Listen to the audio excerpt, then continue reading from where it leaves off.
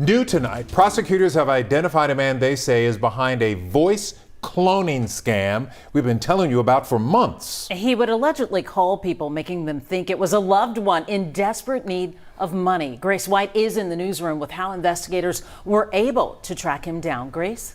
I talked to the prosecutor tonight. She tells me they tracked the suspect down the old-fashioned way by following the money to a bank account in New Jersey. And we just spoke to the victims we first interviewed in March. They reported a separate case, but they're happy to hear someone is being held responsible in a similar scam.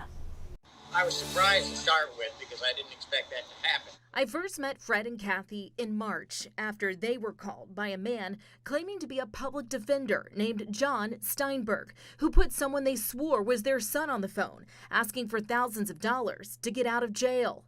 Now the couple's learned Houston police charged a man in a separate case, a case where the scammer used that same attorney's name, John Steinberg. That's scary. That's scary.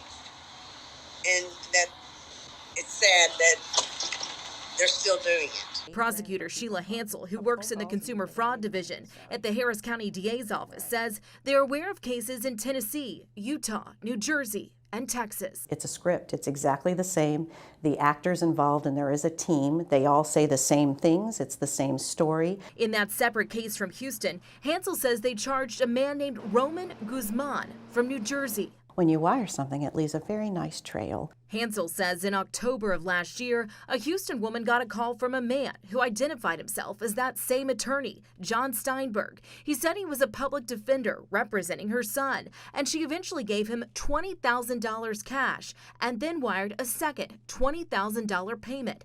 It's the wire they were able to track down. It was kind of rewarding to actually put a face to the person who was taking that money out of the bank and have that person identified. But Hansel says scammers like this don't operate alone, and there are likely more suspects, as well as more victims.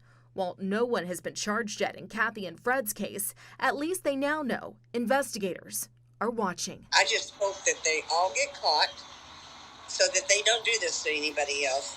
I mean, I just don't want them to take advantage of anybody. Guzman is charged with felony theft, and the Harris County DA's office says they are working with law enforcement in New Jersey to find him. Grace White, KHOU 11 News.